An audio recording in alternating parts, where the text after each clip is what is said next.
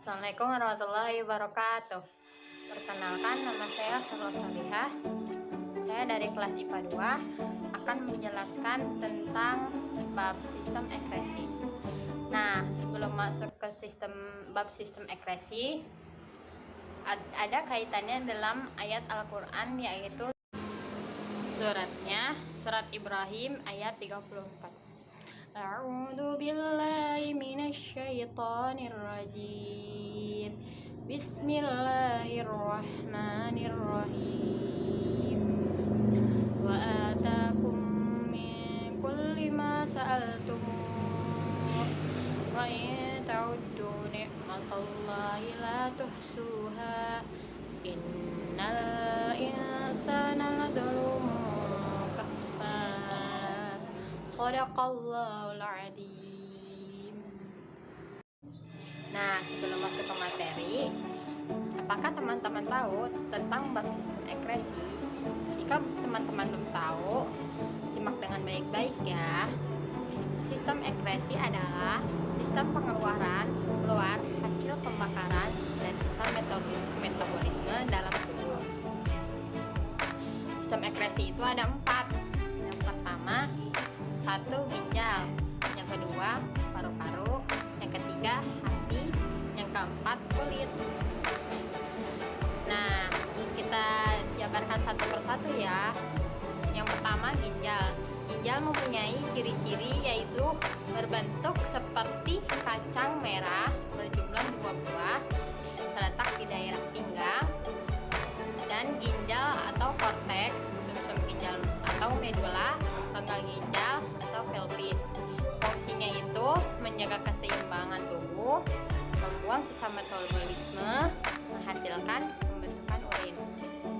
Nah, setelah menghasilkan pembentukan urin, ada proses pembentukan urinnya.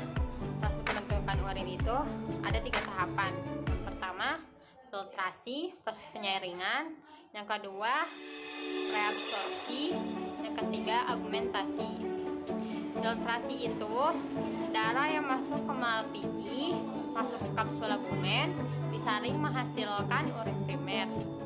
Yang kedua, reabsorpsi, yaitu masuk ke tubulus contractus proximal, menghasilkan urin sekunder atau urea, mengalir ke tubulus contractus distal. Nah, menghasilkan tubulus contractus distal ini menghasilkan tahapan yang ketiga, yaitu augmentasi. Augmentasi dari pelepasan zat tak berguna masuk ke urin sebenarnya. Setelah itu, kolektivitas ginjal, ureter, kandung kemih, dan dikeluarkan oleh uretra. Nah, selanjutnya ini yang kedua, yaitu paru-paru. Paru-paru mempunyai ciri-ciri yaitu 2 pasang. Fungsinya alat pernapasan manusia dan erat hubungannya dengan sistem ekresi atau zat metabolisme pernapasan. Nah, yang ketiga ini hati. Hati mempunyai ciri-ciri terletak dalam rongga parut di sebelah kanan di bawah diafragma. Fungsinya itu organ untuk penyimpanan gula glikogen dan mengubah asam amino menjadi urea. Yang keempat ini kulit. Kulit mempunyai ciri-ciri 3 lapisan. Yang pertama, epidermis atau lapisan kulit ari. Yang kedua, dermis, lapisan kulit jagat. Yang ketiga, jaringan ikat bawah kulit. Fungsinya ini sebagai alat pengeluaran dan pelindung tubuh dari kerusakan akibat benturan dan lain-lain. Yang ketiga ini pengatur suhu tubuh. Nah, setelah itu saya akan menjelaskan tentang kelainan penyakit pada sistem ekresi. Kelainan penyakit pada sistem ekresi dalam yang pertama itu ginjal. Kebanyakan orang terkena batu ginjal. Batu ginjal itu terbentuk dari pengendapan magnesium, garam, kalsium, urat.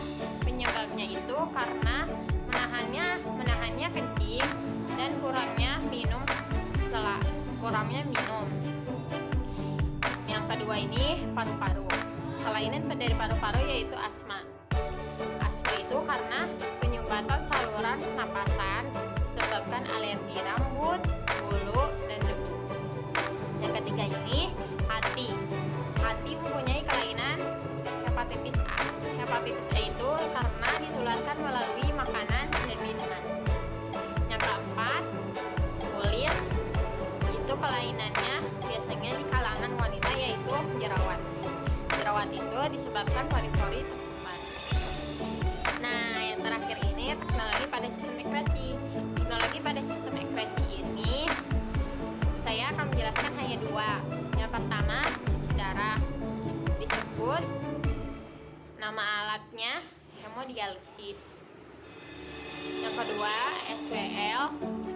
Nama teknologinya penyakit untuk batu ginjal.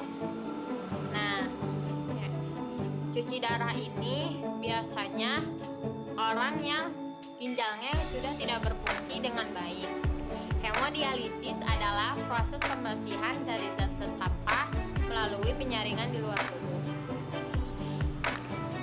Cara hemodialisis itu yang pertama, darah yang dikeluarkan dan diedarkan sebuah mesin, lalu selang darah dipompa dialisis memakai heparin, selaput permeabel, difusi, yang terakhir filtrasi.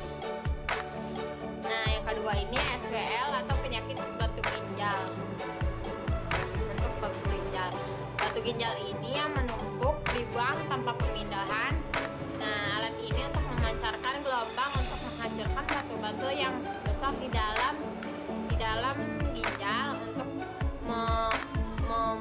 memecahkan batu-batu ginjal menjadi kecil. Sekian dari saya, semoga bermanfaat. Assalamualaikum warahmatullahi wabarakatuh.